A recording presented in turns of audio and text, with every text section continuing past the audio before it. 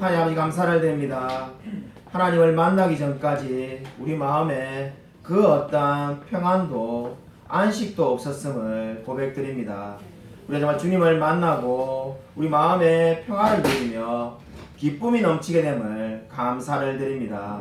주님 진정으로 우리가 하나님께 예배드리고자 이 자리에 모였습니다. 이 자리에 모인 우리 가운데 하나님께서 임재하여 주셔서 우리의 정말 찬양 가운데 우리가 말씀을 듣는 가운데 하나님을 만나고 다시금 회복되어지기를 소원합니다.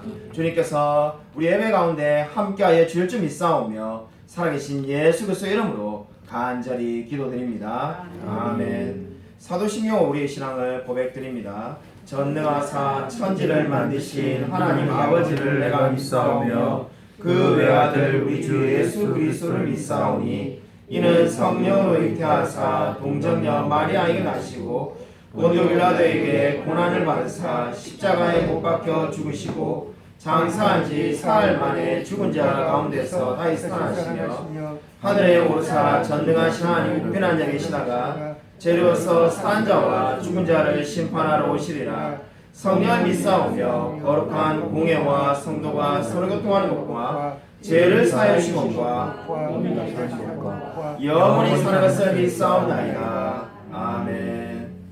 교동문 시편 28편입니다. 구약성경 시편 28편을 찾으시기 바랍니다. 구약성경 821면에 있습니다. 구약성경 821쪽 시편 28편 1절부터 끝절까지를 서로 교독하도록 하겠습니다.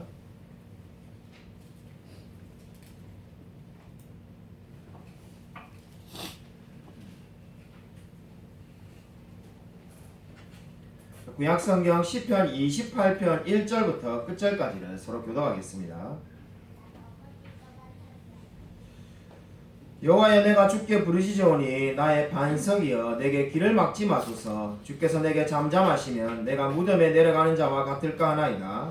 내가 주의 지정소를 향하여 나의 손을 들고 주께 부르짖을 때 나의 간구하는 소리를 들으소서. 악인과 악을 행하는 자들과 함께 나를 끌어내지 마옵소서. 그들은 그 이웃에게 화평을 바라나 그들의 마음에는 악독이 있나이다. 그들이 하는 일과 그들의 행위가 악한 대로 갚으시며 그들의 손이 지은 대로 그들에게 갚아 그 마땅히 받을 것으로 그들에게 갚으소서. 그들은 여호와께서 행하신 일과 손으로 지으신 것을 생각하지 아니하므로 여호와께서 그들을 파괴하고 건설하지 아니하시리로다. 여호와를 찬송하며 내 간구하는 소리를 들으심이로다. 여호와는 나의 힘과 방패이시니 내 마음이 그를 의지하여 도움을 얻었도다. 그러므로 내 마음이 크게 기뻐하며 내 노래로 그를 찬송하리로다. 여호와는 그들의 힘이시요 그의 기름 부음 받은 자의 구원의 요새이시로다. 함께 읽겠습니다. 주의 백성을 구원하시며 주의 산업에 복을 주시고 또 그들의 목자가 되시어 영원토록 그들을 인도하소서. 아멘. 다 함께 하셔서 찬송가 288장 함께 해주시겠습니다.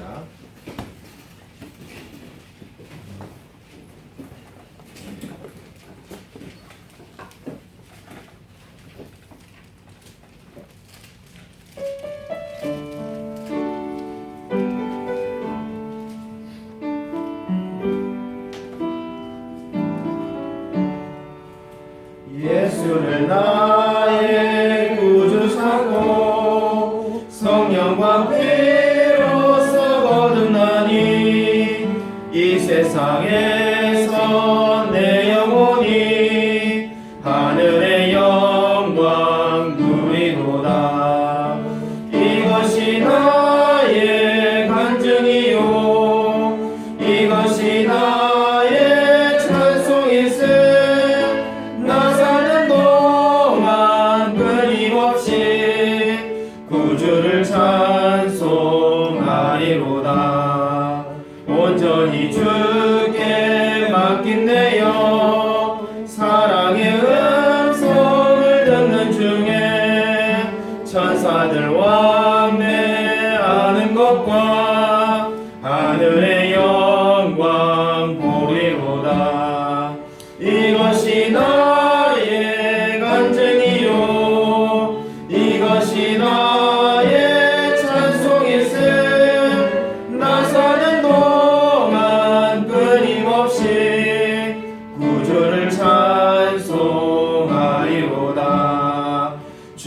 안에 기쁨 누림으로 마음의 풍랑이 잔잔하니 세상과 나는 간 곳 없고 구속한 주만 보이노라.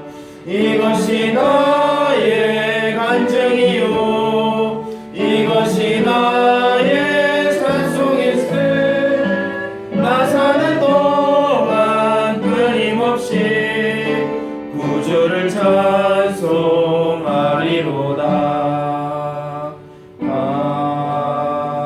아멘. 다 앉아주시기 바랍니다. 제가 헌금기도 드리도록 하겠습니다.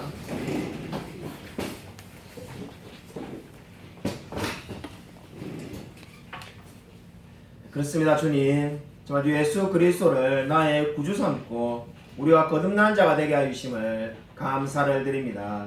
우리가 정말 아무리 말로 표현해도 이 놀라운 은혜를 다 표현할 수가 없습니다. 진정으로 우리가 하나님의 자녀된 것을 기뻐하며 날마다 주님을 닮아 살아가게 되어지기를 소원합니다. 이러한 신앙의 고백으로 하나님께 헌금을 드립니다. 주님께서 받으시고 수많은 아직까지 하나님을 알지 못하는 영혼들에게 이 복음이 전파될 수 있도록 역사하여 주시옵소서. 바라옵기는 우리 마음 가운데 하나님께서 함께하여 주셔서 우리가 모든 것이 하나님의 은혜임을 고백하며 감사하며 살아갈 수 있게 되어지기를 소원합니다. 특별히 튀르키예에 대지진이 일어났는데 정말 많은 사람들이 희생을 당하였습니다. 우리가 비록 적으나마 헌금을 하는데 주님께서 받으시고 많은 사람들을 구조하는데 그리고 복음을 전하는데 기이 사용될 수 있도록 은혜 베풀어 주시옵소서. 하나님 2023년에 하나님께서 함께하여 주셔서 우리 넘치는 교회가 부흥할 수 있도록 하나님 역사하여 주시옵소서. 주님께서 이 모든 기도 제목 가운데 함께하여 주실 줄 믿사오며 살아계신 예수 그리스도의 이름으로 간절히 기도드립니다. 아멘. 우리 옆에 있는 분들과 인사하도록 하겠습니다. 한 주간 평안하셨습니까? 인사하도록 하겠습니다.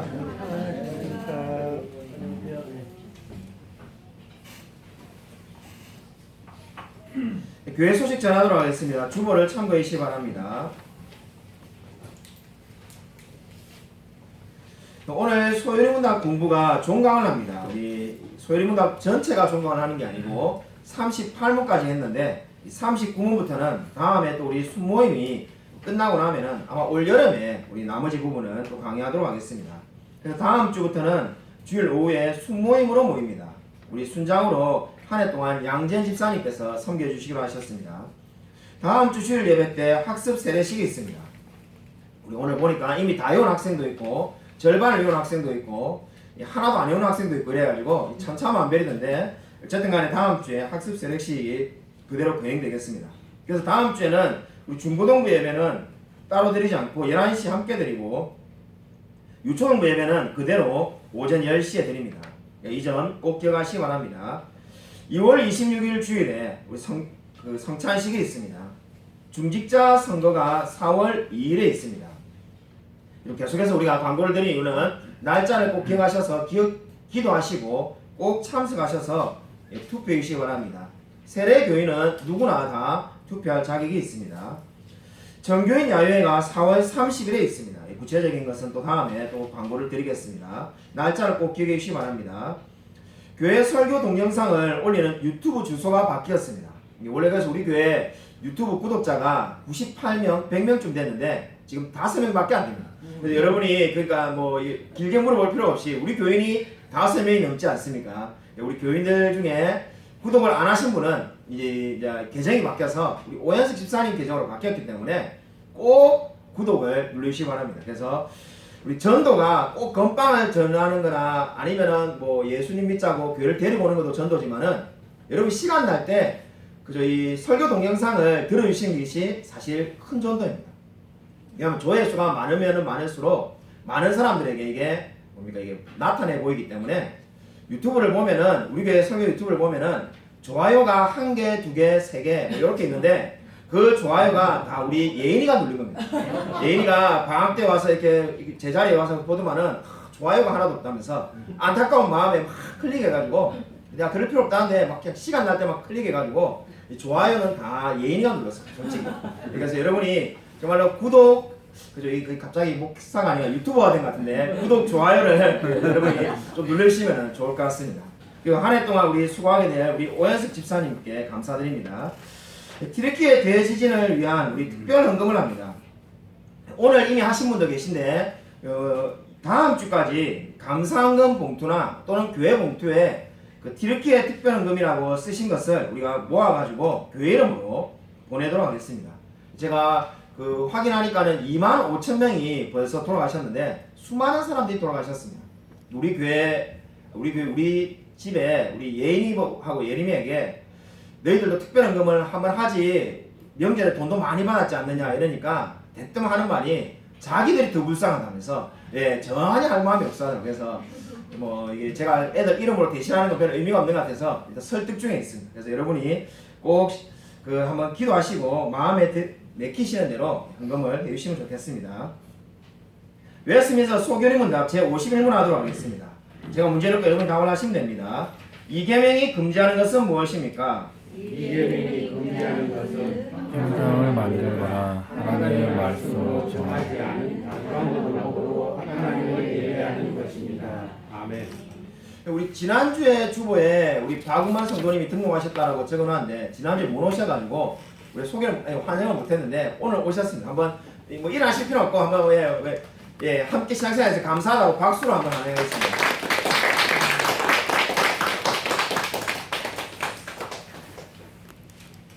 오늘 설교 말씀은 마가복음 2장 1절부터 12절입니다. 마가복음 2장 1절부터 12절입니다. 예수님의 이적 13번째 시간입니다. 오늘 설교 제목은 중풍병자를 고치신 예수님입니다. 신약성경 55쪽에 있습니다. 신약성경 55페이지 마가복음 2장 1절부터 12절까지를 제가 한 절, 성도님들이 한 절 교독하도록 하겠습니다.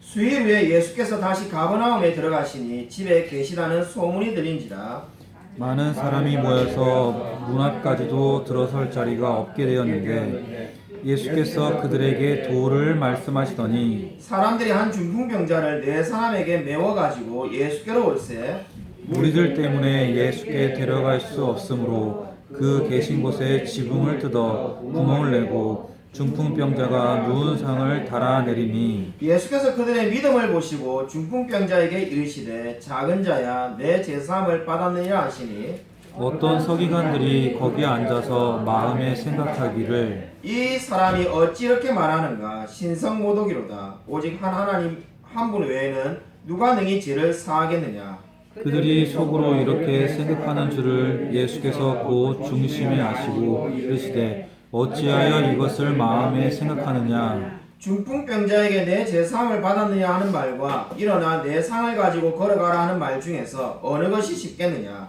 그러나 인자가 땅에서 죄를 사하는 권세가 있는 줄로 내가 알게 하려 하노라 하시고 중풍병자에게 말씀하시되 내가 내게 이르노니 일어나 내 상을 가지고 집으로 가라 하시니 그가 일어나 곧 상을 가지고 모든 사람 앞에서 나가거늘 그들이 다 놀라 하나님께 영광을 돌리며 이르되 우리가 이런 일을 도무지 보지 못하였다 하더라. 아멘. 예수님의 이적 13번째 시간이 되겠습니다. 오늘 말씀 우리가 익히 잘 알고 있는 중풍병자를 고치신 예수님입니다. 2절에 보시면은 많은 사람들이 모여가지고 문 앞에 들어설 자리가 없었다라고 말을 하고 있습니다. 얼마나 많은 사람들이 있었길래 문 앞까지도 사람들이 꽉 차 있는 그러한 상황이었습니다. 동일한 사건이 이 말씀과 똑같은 사건이 누가복음과 마태복음에도 기록되어 있습니다. 누가복음을 보면은 이렇게 말씀하고 있습니다. 누가복음 5장 17절에 하루는 가르치실 때에 갈릴리의 각 마을과 유대와 예루살렘에서 온 바리새인들과 율법 교사들이 앉았는데 이렇게 말을 하고 있습니다. 왜 바리새인들과 율법 교사들이 거기에 앉아 있었을까요? 그들은 자기의 호기심 때문에 앉아 있었습니다. 당시에 갈릴리와 온 유대를 떠들썩하게 만들고 있는 이 예수라는 사람이 어떤 사람인지 궁금해서 거기에 지금 앉아 있었습니다. 바리새인들과 율법 교사들은 그들이 정말 자신들의 부족함을 전혀 알지 못하였습니다. 만약 그들이 예수 그리스도를 필요로 한다면 이렇게 그냥 가만히 앉아 있지 않았을 겁니다. 예수님을 부르짖고 예수님께 자신들을 구원해 달라고 요청하였을 겁니다. 바리새인들과 율법 교사들은 앉아 있었던 반면에 오늘 중풍병자를 메고 온 사람들은 어떠하였습니까? 그들은 지붕을 뚫고 있었습니다. 이 네 사람은 지붕을 뚫고 있었는데 그 이유는 중풍병자가 반드시 예수 그리스도를 만나기를 원하였기 때문입니다. 그럼 오늘 성경은 시작과 동시에 지금 두 무리의 대조를 보여주고 있습니다. 바리새인과 율법교사는 앉아서 예수님이 뭘 하는가, 어떻게 하는가를 그냥 방관하고 있고, 네 명의 사람들은 어떻게 하든지 그 많은 무리 속에서 중풍병자를 예수님께 만나게 하기 위해서 애를 쓰고 있습니다. 여러분, 중풍병자를 데리고 온 사람은 어떠한 사람이었을까요? 우리가 읽은 2장 5절에도 나와 있고 마태복음 9장 2절에도 나와 있는데 예수님께서 그들의 믿음을 보셨다라고 말을 하고 있습니다. 중풍병자를 데리고 온 사람들이 뭔가 예수님에게 말을 하기도 전에 예수님께서 그들이 믿음을 가지고 있다는 것을 알고 계셨습니다. 예수님이 아니고서는 그 누구도 믿음을 볼 수가 없습니다. 우리 교회에 누가 새로운 신자가 오면은 우리가 그 사람이 그리스도인인지 아닌지 어떻게 알겠습니까? 그냥 다른 교회에서 신앙생활을 했다면은 그리스도인으로 간주하고, 그저 교회를 안 다닌다고 하면은 비그리스도인으로 간주할 뿐입니다. 근데 예수님은 믿음을 보셨다라고 말을 하고 있습니다. 예수님께서 믿음을 보신 이유가 무엇입니까? 여러분, 존 칼빈의, 우리 종교개혁자 존 칼빈의 에베소서 설교 중에 이런 말이 있습니다. 믿음은 하나님께서 우리를 입양하신 입양 증서의 복사본이다. 너무나 대단한 표현이지 않습니까? 그죠? 아무도 놀라지 않으시는 거예요. 저는 이 신학교 다닐 때 이거를 글을 읽다가 20년 전에 감동을 받아가지고 정말 몇 번을 읽었는지 모릅니다. 그래서 제가 나중에 목사가 돼가지고 설교하면은 나도 이런 말을 할 수 있을 거라고 그 당시에는 생각했는데 20년이 지나도 이런 표현이 떠오르지 않더라고요. 여러분, 정말로 놀랍지 않습니까? 믿음은 하나님께서 우리를 입양하셨는데 그 입양 증서의 복사본이라는 겁니다.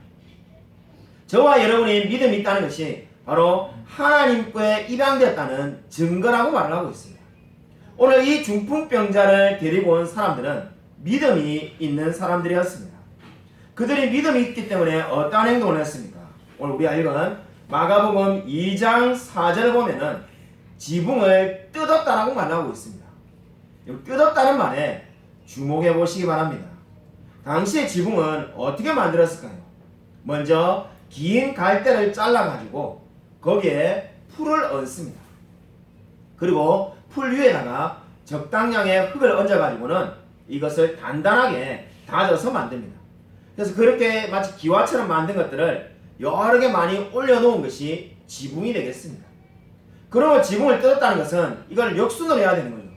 흙을 다 파내고 그 안에 있는 단단하게 다져진 흙과 그리고 갈대와 풀을 다 끄집어내야만이 이 지붕을 뚫을 수가 있습니다.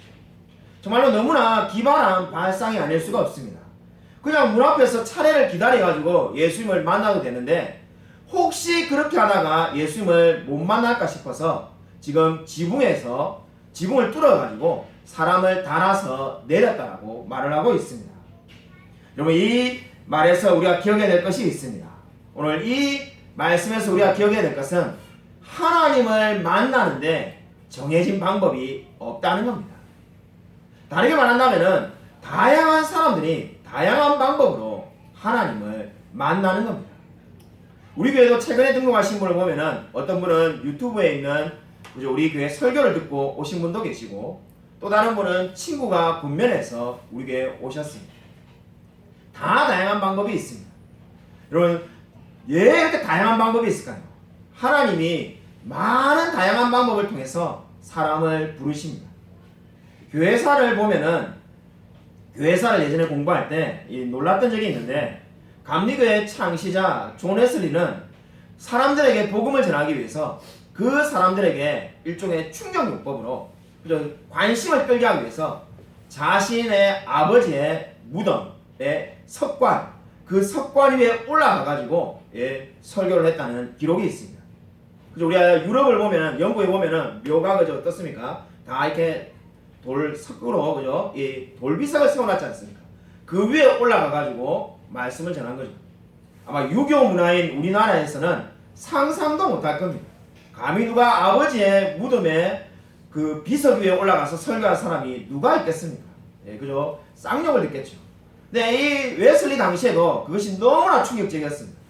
그렇게 한 이유는 어떻게 하는지 사람에게 이 놀라운 복음을 전파하기 위해서 애쓰고자 하는 마음이 거기에 나타나 있습니다. 그리고 실제로 수많은 사람들이 하나님을 믿게 되었습니다. 하나님을 믿는데 정해진 방법이 없습니다. 오늘 말씀을 보십시오. 오늘 말씀의 중풍병자는 어떻습니까? 지붕을 뚫고 중풍병자를 달아 내렸다라고 말을 하고 있습니다. 누가 이렇게 생각을 하겠습니까? 오늘 이 놀라운 이야기에 여러분, 저와 여러분에게 주는 세 가지 영적인 교훈이 있습니다. 오늘 중풍병자를 고치신 이 이적은 세 가지의 영적인 교훈을 저와 여러분에게 주고 있습니다.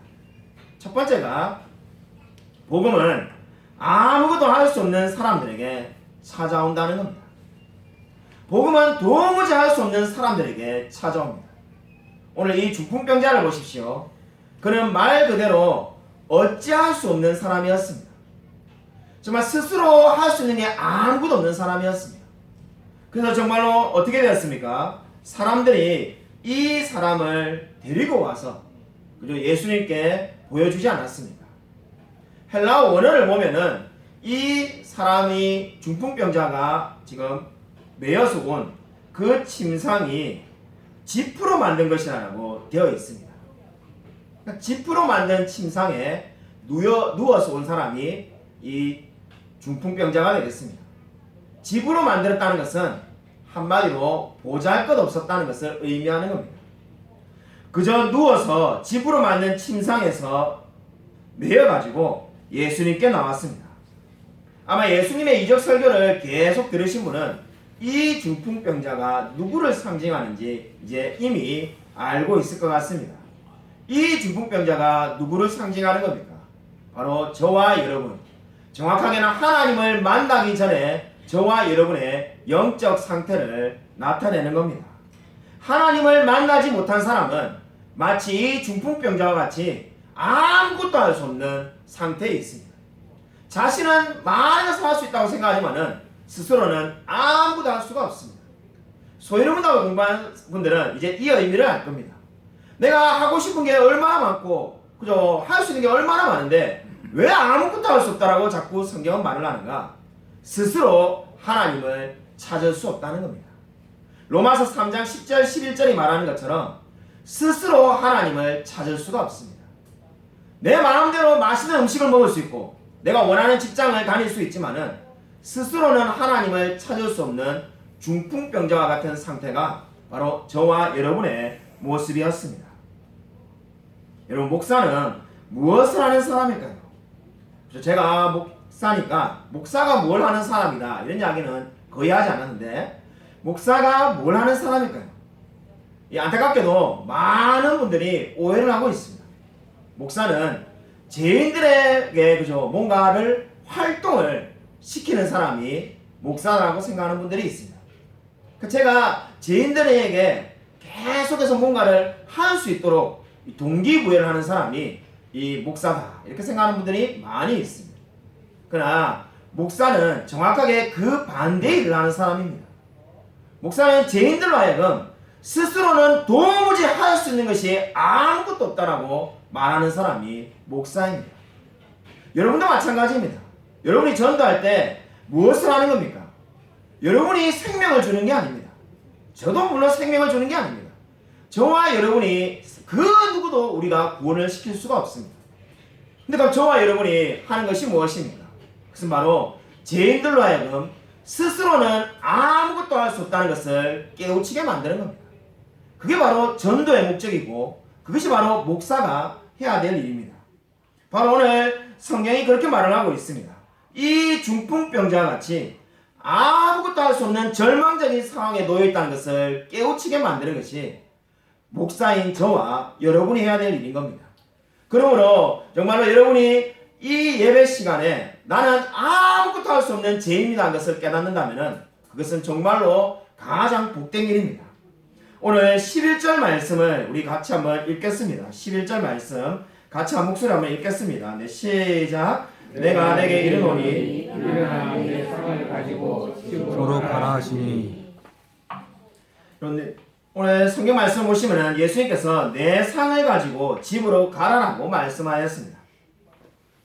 복음은 무엇을 요구하는 겁니까? 그 사람들에게 할 수 없는 것을 요구합니다. 우리가 성경 읽어보면 계속해서 이런 말씀들이 반복적으로 나옵니다. 예수님은 할 수 없는 것을 요구하고 있습니다.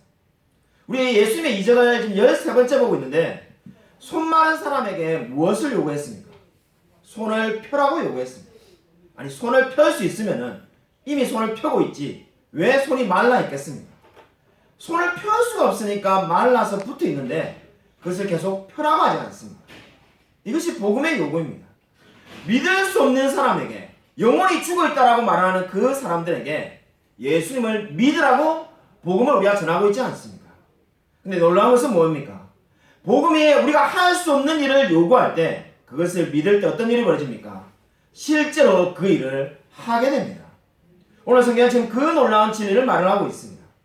이 중풍병자에게 일어나 내 상을 들고 걸어가라는 말이 여러분 가당키나 합니까? 일어나서 자기 침상을 들고 갈 수 있으면 왜 누워서 왔겠습니까? 할 수가 없는 거죠. 근데 예수님이 그 할 수 없는 것을 명령할 때 어떤 일이 벌어졌습니까? 정말로 그 사람이 일어나서 자기의 침상을 들고 걸어갔습니다. 수많은 비그리스도인들을 만나면 안타깝게도 뭐라고 말합니까? 내게 먼저 하나님이 놀라운 일을 벌여준다면 예를 들면 내가 뭐 키가 큰다든지 아니면 외모가 바뀐다든지 아니면 뭐 집을 사게 됐다든지 뭔가 뭐 아니면은 암으로 있는데 걸려있는데 암이 낫는다든지 그런 일이 먼저 일어나면은 제가 하나님을 믿겠습니다. 이렇게 말하는 분을 곧잘 만나게 됩니다. 근데 성경은 그 반대로 오히려 이야기합니다. 도무지 믿을 수 없는 상태에 있지만은 믿을 때 하나님이 놀랍게 실제적으로 역사하신다는 겁니다. 여러분 오늘 이 중풍병자가 예수님에게 먼저 나에게 일어날 수 있는 힘을 주십시오 이렇게 말하지 않았습니다. 내가 상을 어떻게 들겠습니까? 먼저 상을 들 수 있도록 저를 일으켜 보십시오. 그러면 제가 일어나겠습니다. 이렇게 말하지 않았습니다. 말씀을 믿을 때 실제로 일어나서 상을 들고 간 줄로 믿으시기 바랍니다. 여러분 이것이 바로 하나님의 방법입니다. 하나님은 먼저 불가능한 것을 말씀하십니다. 그리고 그것을 믿을 때 실제로 그 일이 일어나게 되는 줄로 믿으시기 바랍니다. 오래전에 우리 교회에 오셔서 설교하신 목사님이 계십니다. 우리 이 자리에 계신 분 중에 우리 교회를 5년 이상 다니신 분은 그 목사님의 설교하신 모습을 보았습니다. 그분이 올해 1월달 초에 개척을 하셨습니다. 그래서 제가 어떻게 시작했냐니까 건물도 없고 아무것도 없이 집에서 시작했다는 겁니다. 근데 제가 감동을 받았던 것이 시작 첫 예배에 10분의 어른이 그러니까 어른 성도 10명과 시작했다는 겁니다. 뭐 말하지 않아도 제 옛날 생각이 그냥 그저 이게 쫙 시간이 그냥 지나더래요. 그래서 진짜 우리 교회 저도 잊어버렸는데 한때는 우리가 카운트를 해가지고 당신은 7번째 등록한 분입니다. 9번째 등록한 분입니다. 우리 웃으시는데 우리 아마 양재 입사님 때까지는 이게 우리가 카운트를 했던 것 같습니다. 솔직히 10번째 등록한 분이 이제 누군지도 모릅니다. 근데 10명이 모일 때까지 분명히 한참 오랜 시간이 걸렸습니다. 그런데 이 첫 예배 때 10명이 모인다니까 정말로 부럽더라고요. 그래서 감사하구나. 그래서 지난주에 제가 이제 한 달이 지났으니까 전화를 드렸습니다. 아마 지금쯤 되면은 그저 설립 예배를 드릴 수도 있고 아니면 그때 10명이 모이시니까 뭐 조만간에 학원을 빌리든지 아니면 상가를 빌리든지 집에서 드리다가 나가실 거라고 했습니다. 그래서 지금 제가 그 감사하니까 미약하나마 조금이나마 헌금을 하려고 이 며칠 전에 전화를 드렸습니다. 그래서 어떻게 돼갑니까? 이러니까 무슨 목사님 목소리가 안 좋습니다. 목소리가 완전 기어들어갑니다. 처음에 통화할 때랑 완전 다른 사람이 됐습니다. 그래서 무슨 일이 있냐니까는 이 지난주 예배드린데 성도가 이제 한 명밖에 안 남았다는 거예요. 자기 부부 외에 그 목사님은 자녀도 없는데 부부 둘과 성도 한 명이 예배드린다는 거예요. 자, 뭔 일이 있었냐니까 그 목사님 말씀이 맞죠. 한 달 동안 무슨 일이 있겠습니까? 성도하고 싸우겠습니까? 그 한 달 동안에 뭔 일이 있을 일이 뭐가 있겠습니까? 그냥 아무 일도 정말 없었는데 그냥 성도들이 다 흩어져 버린 거죠. 그래가지고 성도가 한 명 남았는데 그 한 분도 호주 이민을 준비하고 있기 때문에 올해 안에 호주로 가실 겁니다. 그 교회가 이제 정말 시한부처럼 이 올해 안에 교회가 정말 사라질 위인 생긴 지 한 달밖에 안 됐는데 교인이 한 명밖에 없습니다. 제가 너무 안타까워가지고 기도해 주겠다 이렇게 말했습니다. 그리고 전화를 끊고 한 다음에 가만히 생각하니까 정말로 이제 개척교회가 개척한다는 것은 불가능한 시대를 살고 있는 것이 아닌가라는 생각을 하게 됩니다. 우리 수원도에 한 20명쯤 모이는 교회 중에 한 교회가 교인이 거의 없어져가지고 이제 목사님이 일본 선교사로 가신다고 해가지고 정말로 그 교회를 자기가 없애고 싶은 마음은 추워도 없기 때문에 어느 누구든지 상관없으니까 그냥 와서 그저 교회 사람이 없어도 이런 성물들이 다 남아있을 거 아닙니까? 의자와 책상과 뭐 이게 주방이 다 남아있으니까 누구든지 와서 목회하면 좋겠습니다 이렇게 했습니다. 실제로 우리 수원에 단톡방에 100명 넘는 목사님이 있는데 목회를 안 하고 있는 분이 뭐 정확하게 몇 명인지 모르겠지만은 물론 저게 주소로 보면 다 나와 있습니다만은 무임 목사 해가지고 뭐 수십 명입니다. 근데 단 한 명도 가는 분이 없어가지고 결국은 지금까지 찾지를 못했습니다. 그러니까 아마 뭐 마음속에 다 그런 생각이 있는 거죠. 아무리 그냥 아무것도 조건도 없이 그냥 와서 목회를 해라 해도 사람이 없는데 뭐가 되겠는가 이렇게 생각하는 거죠.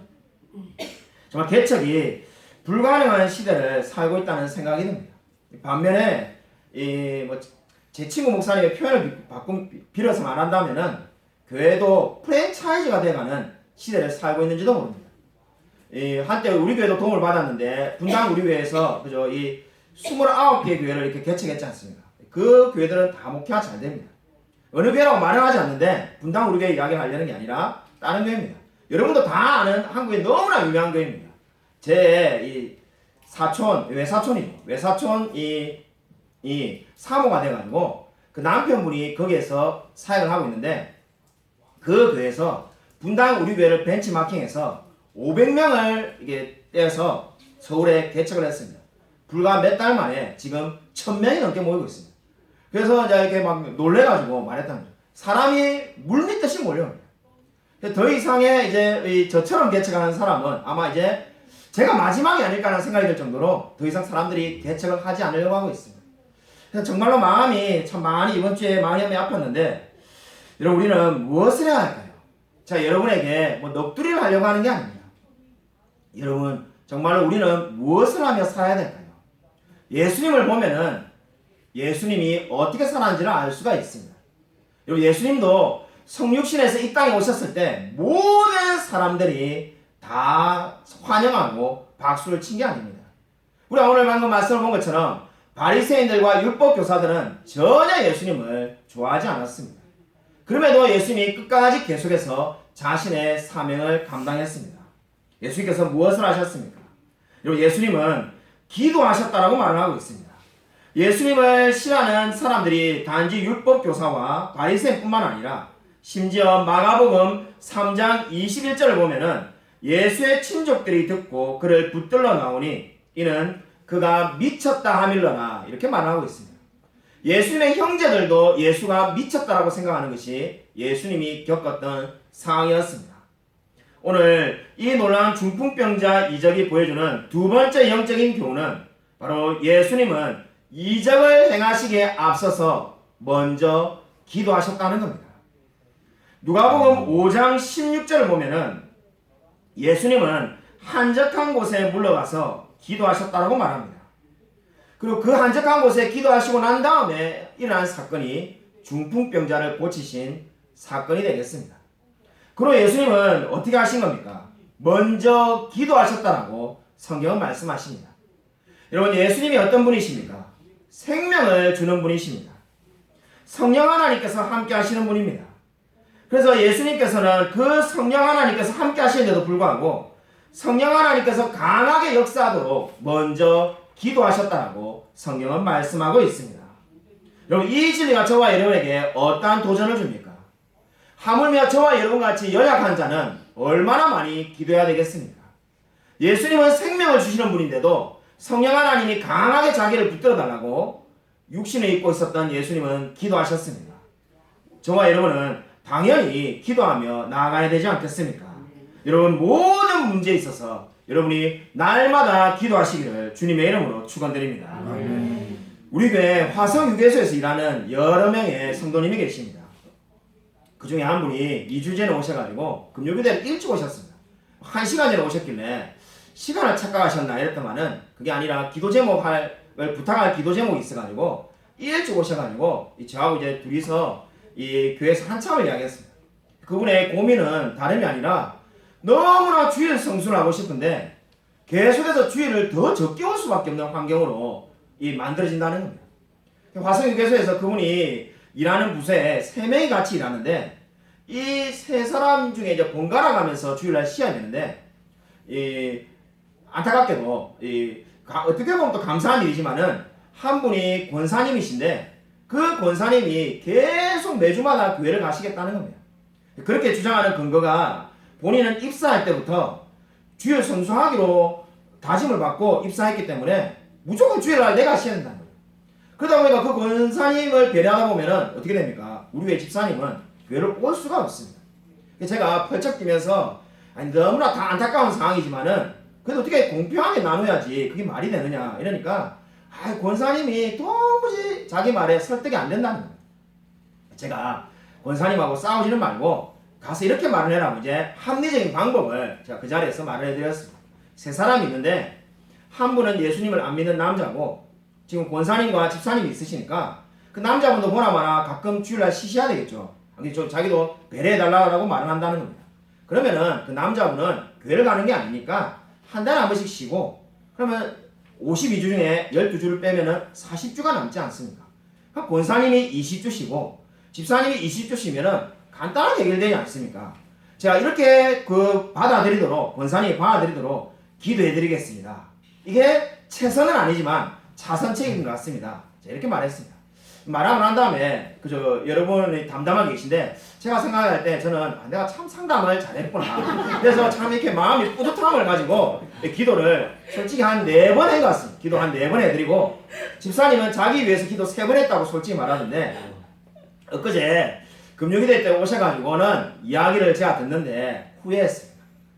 내가 그렇게 합리적으로 진짜 그 권사님하고 안 다투도록 20주 올 수 있는 방법을 말할 게 아니라 정말 성경에 나와 있는 말씀대로 내 믿음대로 될지어다. 내가 이렇게 딱 한마디 했어야 되는데 내가 왜 그런 말 못했을까? 주일 성수 원하는 대로 될지어다. 뭐 이렇게 한번 딱 했으면 참 좋았을 건데 이런 생각이 들었습니다. 놀랍게도 기도한 지 2주밖에 안 됐고 그 집사님 정말 3번 기도했다고 저도 한 4-5번밖에 기도하지 않았습니다. 솔직히 뭐 매일 기도해야 되는데 한 번씩 좀 빠뜨릴 때가 있으니까요. 그래서 4-5번밖에 기도하지 않았는데 벌써 응답이 됐는데 놀라운 것은 우리가 20주 어떻게 하는지 교회 다닐 수 있도록.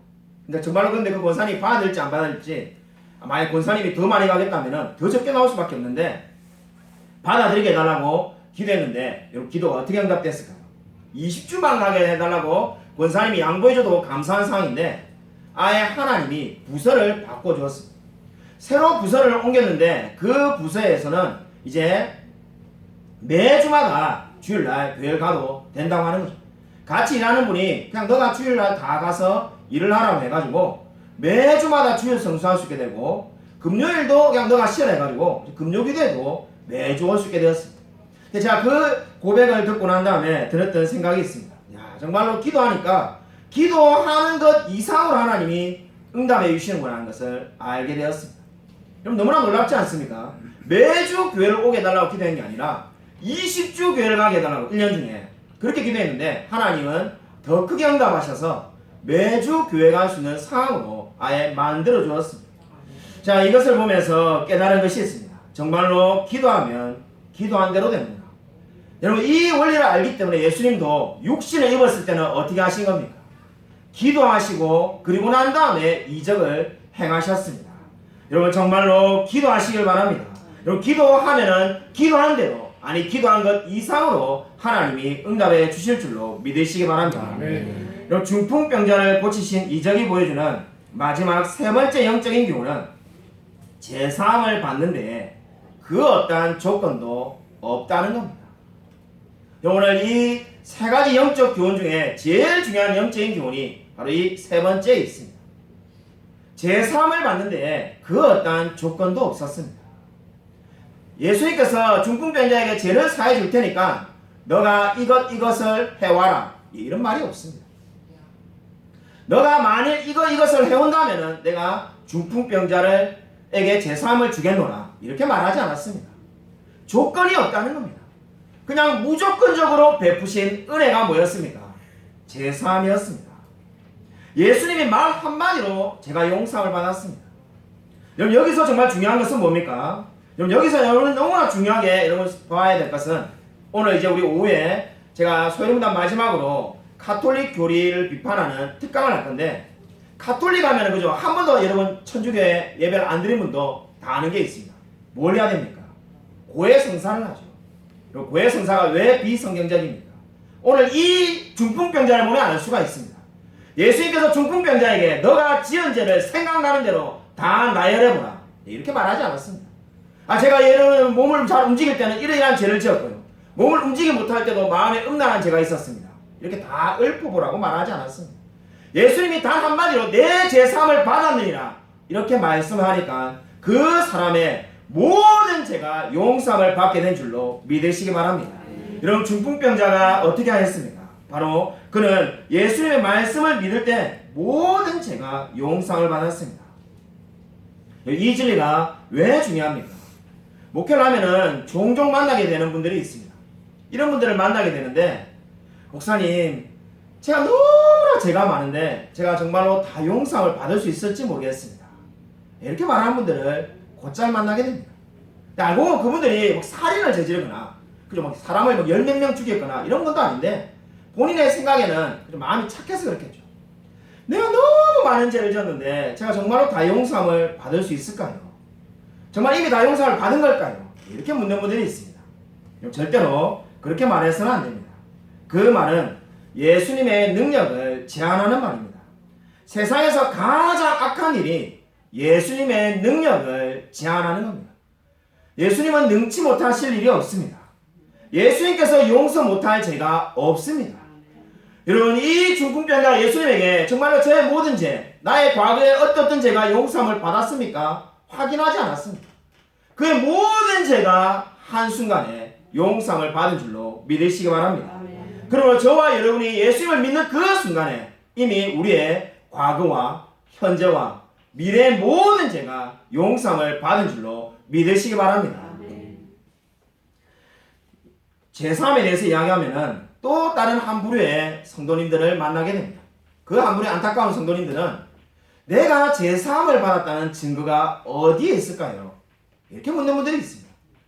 제가 제3을 받았다는데 그죠, 뭐 이마에 막 십자가 표가 나는 것도 아니고, 뭐 갑자기 이제 뭐죠, 하다못해 막 방언이라든지 뭐 예언의 은사를 하는 것도 아니고, 아니면 막 성화가 많이 일어나가지고 그게 너무 거룩해져가지고 이제 남편하고는 절대 안 싸우는 그런 사람이 되는 것도 아니고, 뭐 제사함을 받았다는데 교회를 다니니까 뭐 아무 표가 없지 않습니까? 이렇게 묻는 분들이 너무나 많습니다. 근데 여러분, 오늘 이 중풍병자를 보십시오. 예수님에게 증표를 달라고 말하지 않았습니다. 예수님이 내 제사함을 받았느냐고 말하니까 예수님, 그러면 증표를 주십시오. 증서를 주가지고 제가 그 증서를 가지고 다 자랑하고 다니겠습니다, 이렇게 말하지 않았습니다. 그 말씀을 믿을 때 그의 모든 죄가 용서함을 받았습니다. 그럼 저와 여러분에게 증거가 어디 있습니까? 증거는 말씀에 있습니다. 이 말씀을 믿을 때 저와 여러분의 모든 죄가 용서함을 받은 줄로 믿으시기 바랍니다. 이렇게 말을 해도 의문이 계속되는 분이 있을 겁니다. 그분들을 위해서 종교개혁자 마틴 루터도 동일한 고민을 했다는 것을 여러분에게 말씀드리고 싶습니다. 종교개혁자 마틴 루터가 똑같은 고민을 해가지고 내가 정말로 제사함을 받았을까, 이렇게 고민했던 적이 있습니다. 옆에 있던 동료 목사님이 그 마틴 루터에게 이렇게 말했다고 합니다. 너는 사도신경을 안 믿니? 그럼 마틴 루터가 어이가 없다는 듯이 사도신경을 믿지 왜 안 믿겠냐? 그걸 못 외운 사람이 누가 있겠냐? 이렇게 말하였습니다. 그자 그 동료 목사님이 사도신경에 제사함은 받은 것을 믿으며라고 되어 있지 않느냐. 죄를 사하여 주시는 것과라고 분명히 되어 있는데 너는 그 말을 믿는다고 하면서 왜 내 죄가 용서를 받았을까라고 계속 고민하고 있느냐고 되물었다고 합니다. 이 말이 무엇입니까? 저와 여러분이 예배 드릴 때마다 늘 암송하고 있는 죄를 사하여 주시는 것과 그리고 그 말을 믿는다면은 저와 여러분의 모든 죄가 이미 용서를 받은 줄로 믿으시기 바랍니다. 그러므로 예수를 믿는다면서 나는 정말로 죄를 용서를 받았을까? 내가 오늘 죽으면 천국에 갈까? 이렇게 걱정하고 사는 인생보다 더 불쌍한 인생이 없습니다. 이미 용서함을 다 받았는데 나는 오늘 죽으면 천국에 못 가면 어떻게 될까? 내가 정말 제사함을 용서를 못 받았으면 어떻게 될까? 여러분 그러한 걱정을 다 버리시기 바랍니다.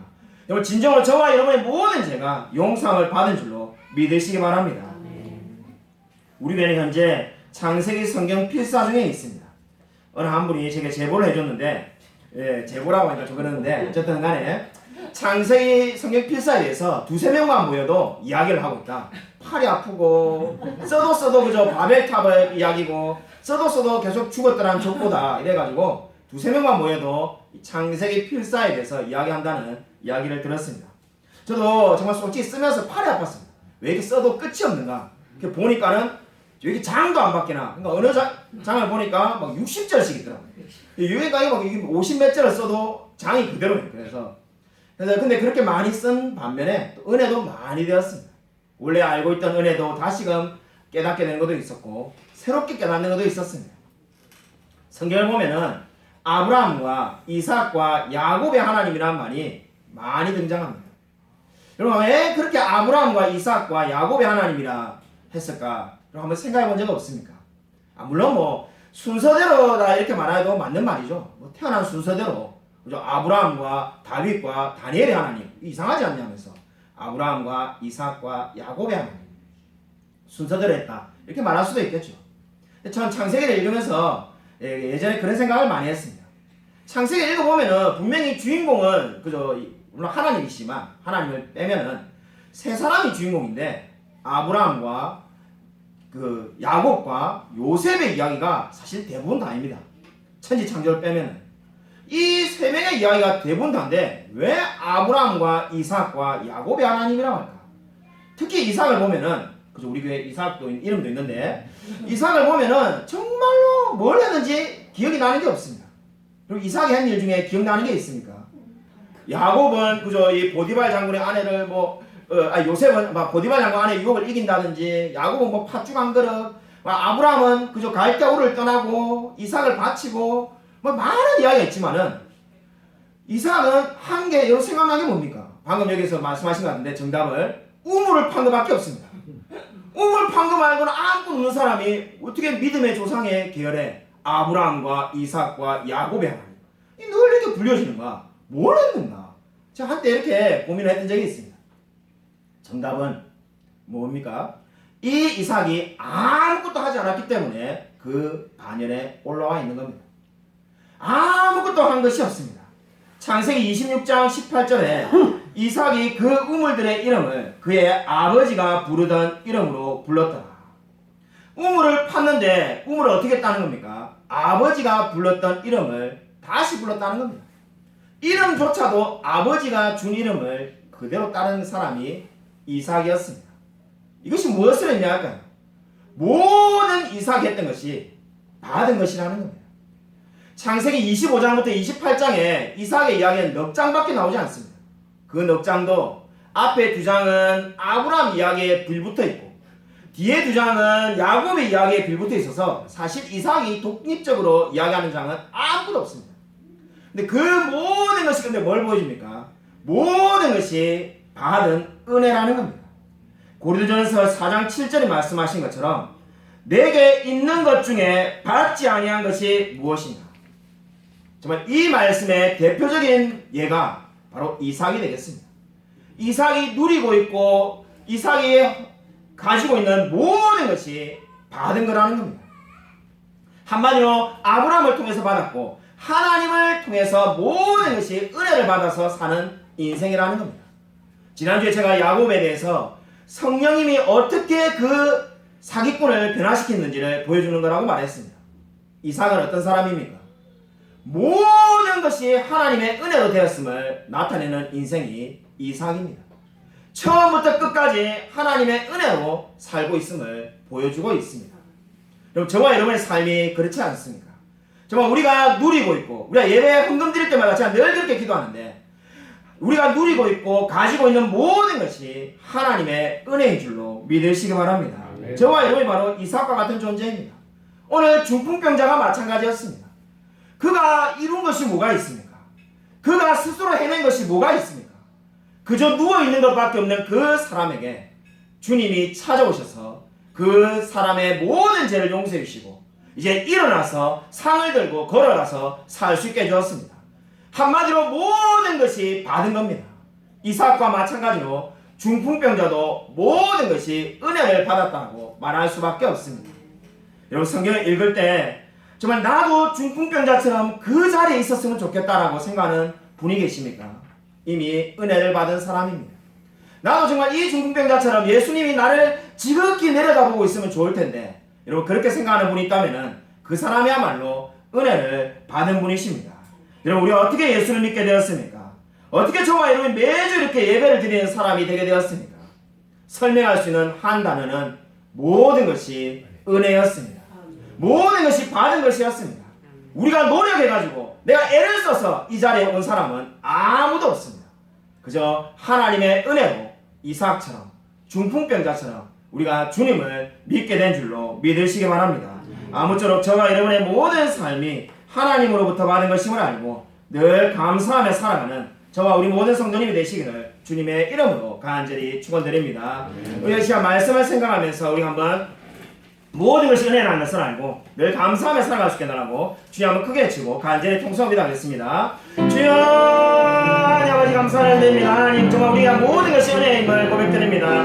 하나님 아버지 역사하여 주셔서 우리가 정말 받은 것이 늘 감사하며 받은 것을 감사하며 정말 찬양하며 살아갈 수 있도록 아버지 도와주셔서 우리가 누리고 소유하고 정말 우리가 사용하는 모든 것이 은혜임을 고백드립니다. 우리가 정말 대단한 사람이었기 때문에 이 자리에 나와 있는 것이 아니라 하나님께서 우리를 부르셔서 이 자리까지 불러주신 줄로 믿습니다. 하나님 역사하여 주셔서 날마다 정말 주님을 의지하며 신뢰하며 살아갈 수 있게 원합니다. 우리의 인생 가운데 찾아오신 하나님께서 우리 남은 인생 가운데도 우리를 붙들어 줄 믿습니다. 하나님 도와주셔서 우리의 삶 가운데 붙들어 줄 믿습니다. 주님께서 아버지 우리의 정말 기도 가운데 함께하여 주셔서 우리가 정말 심령이 변화되어지며 우리의 영혼이 변화되어지며 우리의 마음이 변화되어지길 소원합니다. 날마다 정말 뜨거운 마음을 가지고 살아갈 수 있도록 아버지 도와주셔서 정말 주님께 늘 감사하며 살아갈 수 있게 원합니다. 하나님 동행하여 주셔서 주께서 아버지 함께하여 주실 줄 믿습니다. 도와주셔서 아버지 하나님 아버지 감사를 드립니다. 정말 성경이 말씀하신 것처럼 중풍병자처럼 죄로 인하여 죽을 수밖에 없는 우리를 권하여 주심을 감사를 드립니다. 참으로 우리가 정말 누리고 있고 우리가 가지고 있는 모든 것이 은혜임을 고백드립니다. 우리가 정말 주님을 믿음으로써 제사함을 받았으며 우리가 정말 주님을 믿음으로써 하나님의 자녀가 되었으며 우리가 하나님을 믿음으로써 날마다 성령 하나님의 인도하심을 받고 있음을 감사를 드립니다. 우리의 삶의 모든 것이 하나님의 은혜임을 알고 불평하고 원망하고 남을 시기하고 질투하며 살아가는 것이 아니라 날마다 찬양하며 기뻐하며 감사하며 살아갈 수 있도록 은혜 부어 주시옵소서. 정말 주님께서 우리 성도님의 삶 가운데 늘 함께하여 주실 줄 믿사오며 살아계신 예수 그리스도의 이름으로 간절히 기도드립니다. 아멘. 이제는 주 예수 그리스도의 은혜와 하나님의 사랑과 성령의 교통하심이 중풍병자와 같이 죄로 인하여 죽을 수밖에 없는 이 죄인들에게 찾아오셔서 우리를 하나님의 자녀 삼아 주시고 우리의 필요한 모든 것들을 채워주시며 우리의 갈 길을 인도하시는 그 놀라운 하나님의 사랑을 믿으며 늘 그 하나님의 사랑을 전파하며 살아가기로 다짐하는 이 자리에 있는 성도들과 동영상 예배드리는 모든 성도들 머리 위에 지금부터 영원토록 함께 있을지어다. 아멘.